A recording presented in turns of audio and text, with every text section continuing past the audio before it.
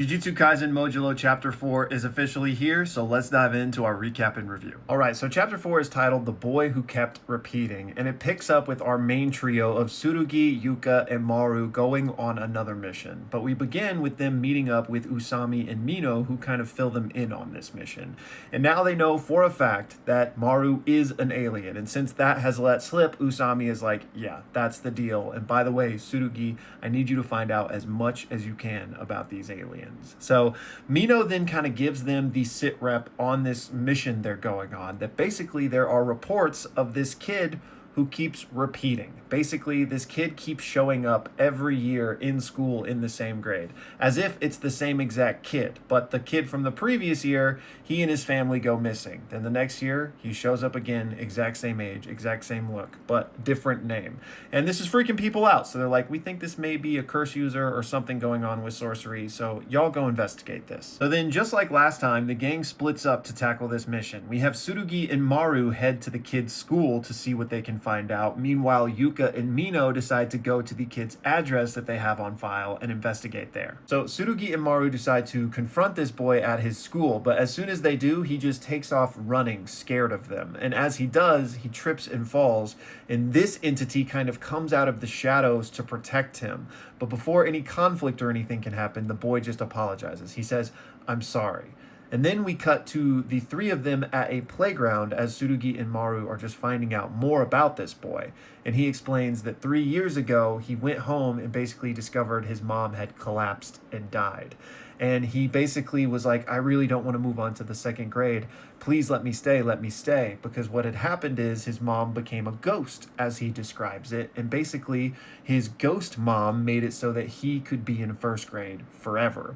So Tsurugi realizes, okay, this actually sounds a lot like what happened with my grandfather, referring to Rika. So he thinks that maybe his mom became a vengeful cursed spirit, and that is what's causing this repeating of first grade over and over. But Tsurugi's like, I don't know that's what's happening, but it kind of fits. It's at this point that Tsurugi asks the young boy if he can take them to their house so that he can investigate further, and he says yes.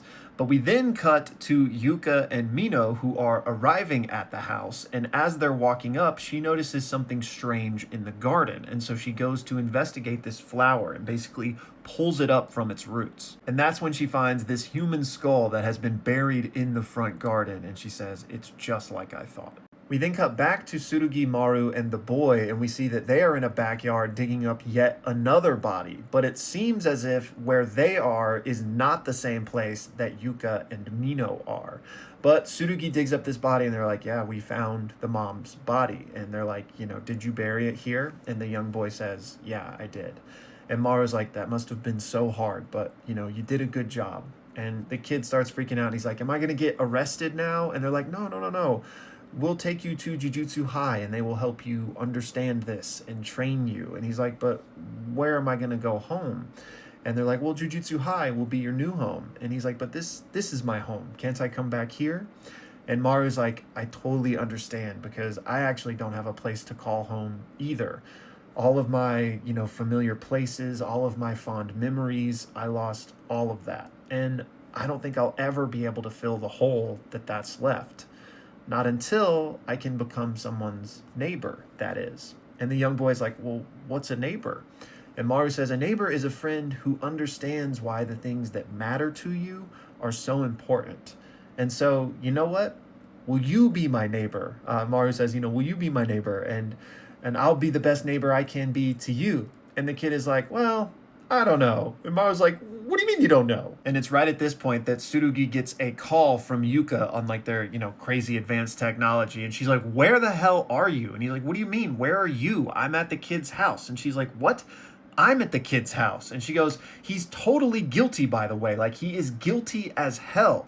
And Tsurugi's like, what? And she says, we found 5 bodies buried in his backyard. And I have a feeling we're going to find even more. So if you come into contact with him, take him into custody immediately. We then see that the young boy has knocked Maru unconscious and starts to strip off his face, revealing a curse user who had disguised himself. And that's where the chapter ends. So I really enjoyed this chapter. I liked kind of the creeping mystery of it. And then, of course, the reveal at the end that, yeah, actually there is something sinister going on here. Like, what is this curse user up to? And what is that Shikigami or potentially like cursed spirit that they had? My first impression is that it's probably not something like Rika, but that's just what he made it out to appear to be in order to kind of, assuage the Jujutsu sorcerers that were investigating him. I'm guessing it probably is more akin to like his actual curse technique and like a Shikigami or something, but we'll see.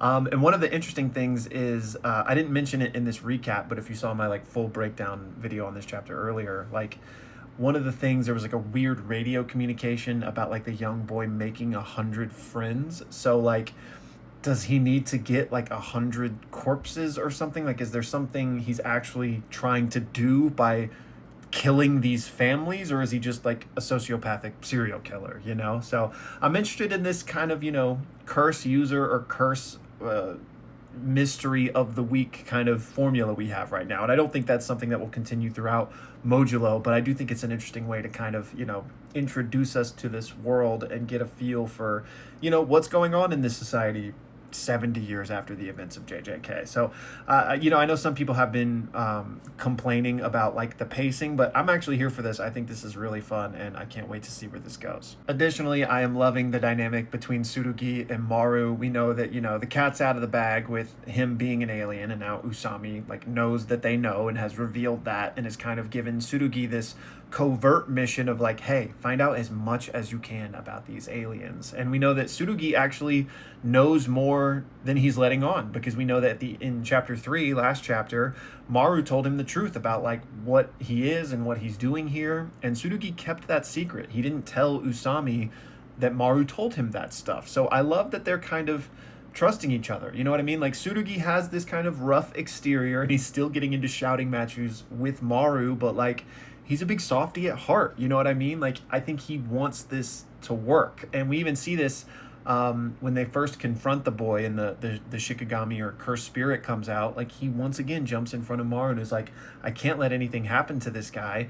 Not because he just like cares about him, like he does, but it's also because like, if anything happens to him, that could lead to war with these aliens, right? Which then makes this moment at the end of the chapter where he gets knocked unconscious a really big deal, especially given, the connection between Maru and Cross, which we don't know the full extent of how that works. But if Cross realizes or feels the fact that his twin brother was just KO'd, that's not going to bode well for human-alien relations, right? So Tsurugi is like clocking all of that in the moment as well. And then I think I've said this almost every chapter, but I'm continuing to just love the humor that Akutami is interjecting throughout this.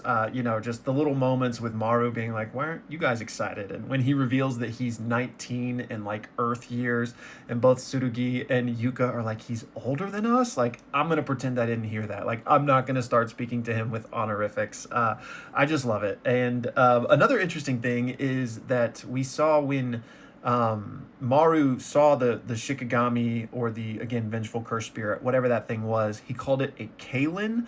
And I'm still looking more into this, but apparently that is it's something that means like blessed spirit or something like that. So it's interesting on what the implications of that could be, considering that like, that is a word that has a root in real world history. So could that be extrapolated to say that, oh, maybe these aliens and Earthlings do share a common ancestor. Maybe these aliens even originated from Earth at some point, and now they're just circling back. Again, not that even they necessarily know that, and it might just be the word they used to translate this, right? But it could be a word that holds meaning. Again, that's going to be something I look more into, and depending on what I find, maybe we'll make another video on it. But interesting, and again, really like this chapter. So please let me know all of y'all's thoughts. Better yet, join the Discord, come chat with us there. But as always, y'all, thanks for watching.